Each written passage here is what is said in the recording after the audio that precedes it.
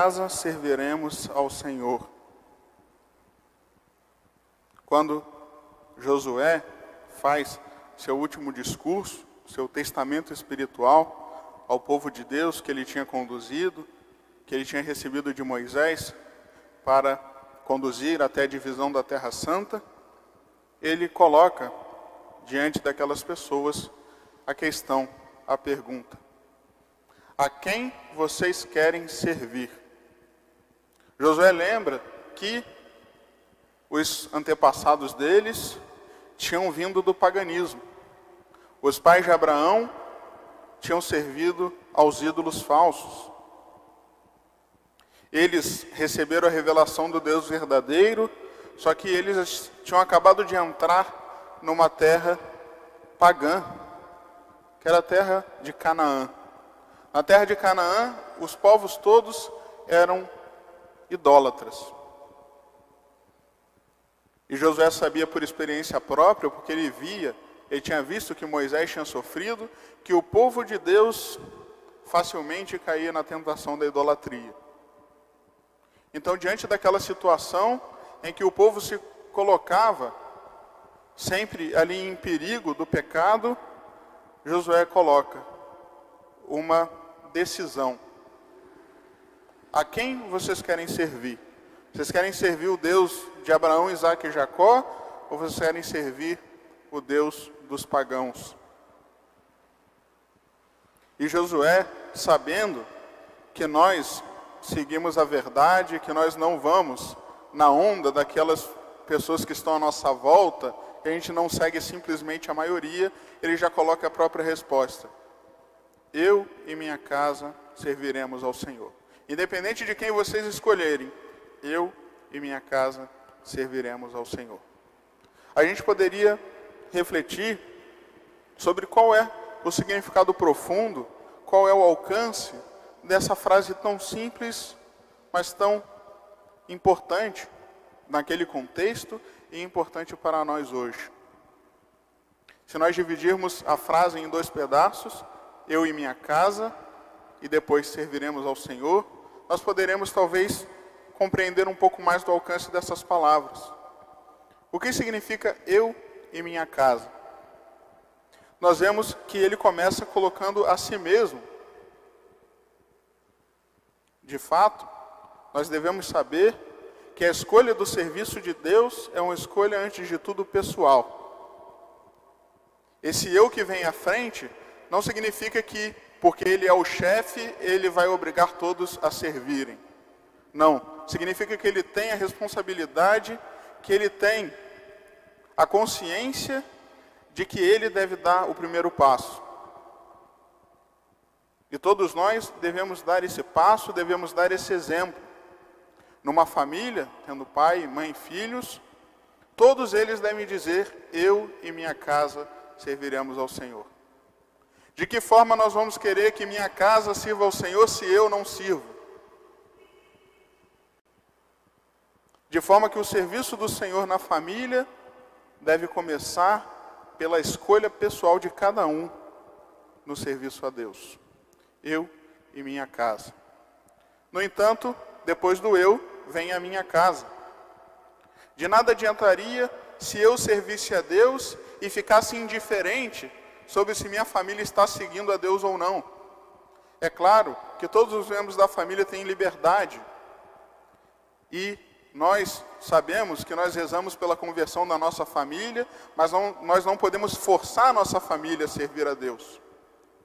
No entanto, seria muito estranho que nós nos acostumássemos a viver numa família onde só eu sirvo a Deus. O que será que eu tenho feito para que minha casa também sirva ao Senhor? Isso que Josué coloca aqui. Eu e minha casa serviremos. E mesmo que hoje talvez sua família não sirva, você deve também dizer isso: eu e minha casa serviremos. Eu tenho fé de que com a força da oração eu vou conseguir a conversão da minha família. E eu e minha casa no futuro serviremos ao Senhor. E minha casa aqui não significa só os membros da família. Nós poderíamos perguntar: será que minha casa enquanto lar, enquanto ambiente, serve ao Senhor? Ou será que nossa casa só serve ao Senhor quando nós estamos na igreja? Tem pessoas que são servos do Senhor na igreja, em casa são pagãos. Será que dentro do ambiente da sua casa, vocês estão deixando entrar o pecado? Será que a gente está vivendo uma vida dualista, uma dicotomia, uma incoerência? Fora de casa, eu tenho tais princípios, dentro de casa eu vivo outros. Será que a minha casa é um ambiente cristão, uma igreja doméstica de fato? Será que minha casa serve ao Senhor? Será que eu seria capaz de convidar Cristo para ir na minha casa tomar uma refeição, como acontecia quando Cristo estava andando entre nós na Palestina? Ou será que eu teria vergonha? Ou será que eu teria que maquiar o ambiente da minha casa antes de receber nosso Senhor? Que de fato nossa casa seja um lugar do serviço de Deus, uma igreja. No início da igreja, quando os romanos perseguiam os cristãos, o lugar de culto era a casa dos fiéis. A igreja católica começa nas casas.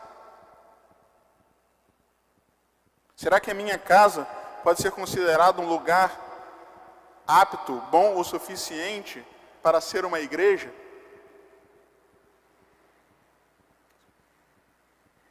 Vamos nos colocar hoje essas questões. Será que eu estou servindo ao Senhor? Será que minha família está servindo ao Senhor? Será que minha casa está servindo ao Senhor? E depois que nós sabemos quem sou eu e quem é minha casa, o que significa servir ao Senhor? O servo é propriedade do Senhor.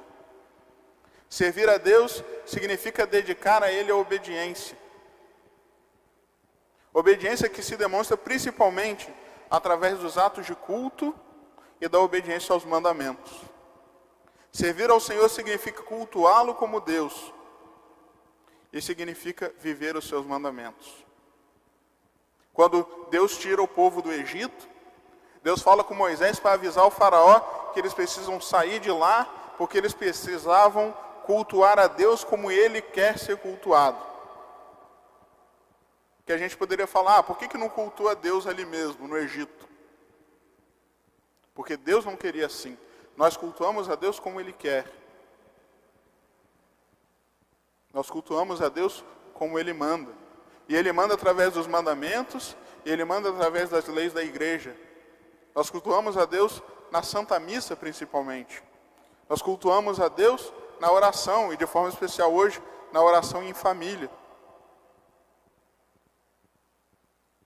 Como é que seria uma casa que serve ao Senhor, mas onde lá nunca tem oração?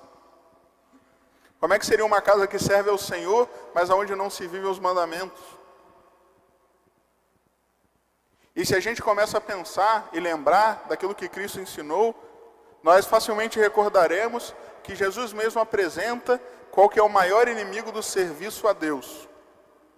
Jesus, numa passagem muito famosa, que todos vão lembrar, ele fala: ninguém pode servir a dois senhores. O ser humano normalmente não consegue ficar neutro.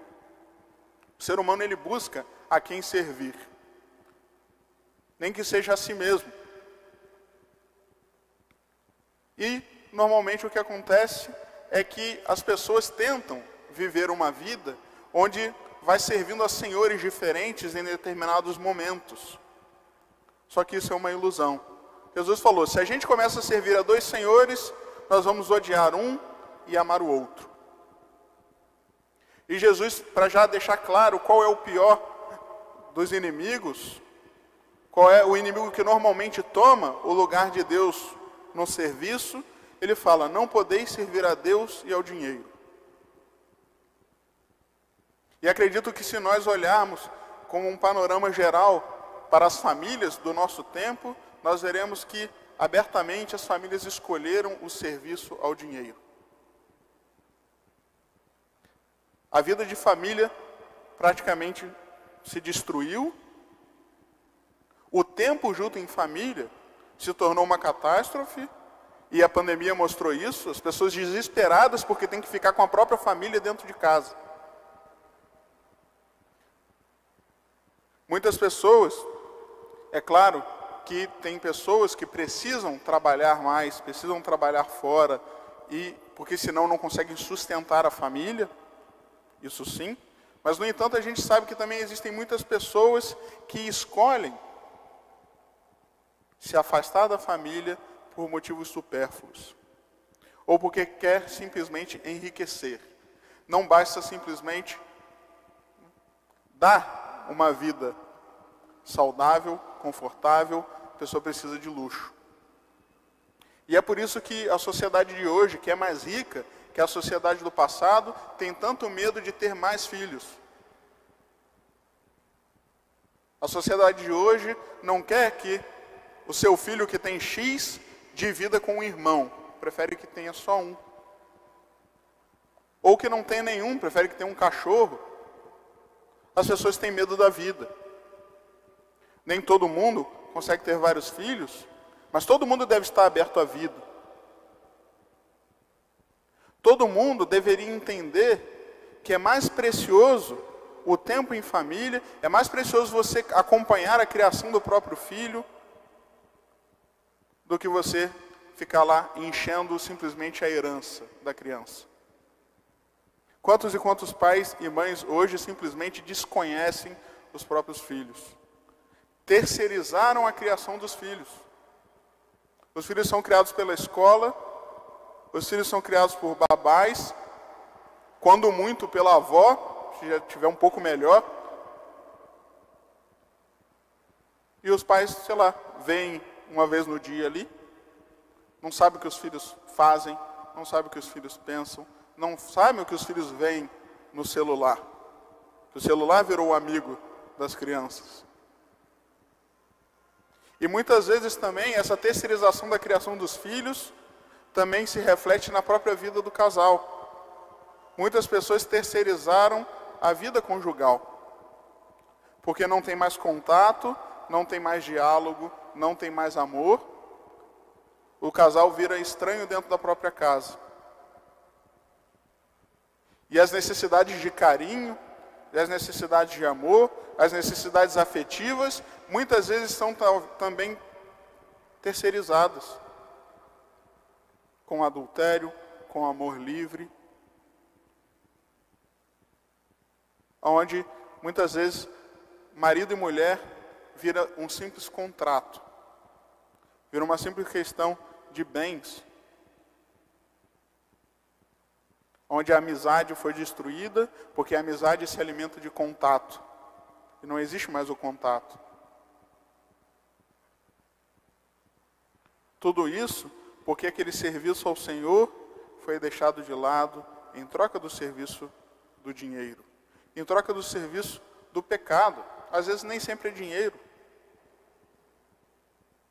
Mas todas as vezes que nós tiramos o nosso serviço de Deus e colocamos nosso serviço em outras coisas, nós prejudicamos não só a nós mesmos, mas nós prejudicamos a nossa casa. De forma que o serviço do Senhor, ele se realiza de forma concreta. O serviço do Senhor precisa ser alimentado do culto e dos mandamentos. O serviço do Senhor que vai garantir a sobrevivência da família. Porque o ataque à família é tão presente na nossa sociedade? Porque a gente sabe que atacar a família é atacar a Deus. É atacar a Deus e atacar a família. Porque quando Deus termina a criação, como chave da criação, Ele coloca a família. Quando Deus quer escolher um povo, Ele escolhe antes uma família, a família de Abraão. Quando Deus quer vir à terra nos salvar, Ele escolhe uma família, a Sagrada Família. Deus tem clara preferência pela família. E como o demônio quer sempre fazer tudo ao contrário, o demônio odeia, com certeza, a família. Portanto, amados irmãos, que nós possamos hoje tomar essa escolha. Diante da pergunta que Josué fez para o povo e que Deus coloca hoje de novo para nós, a quem nós queremos servir, que a gente possa responder com sinceridade: eu e minha casa serviremos ao Senhor. Eu, na frente, dando o exemplo. Minha casa, com minha família, o meu lar.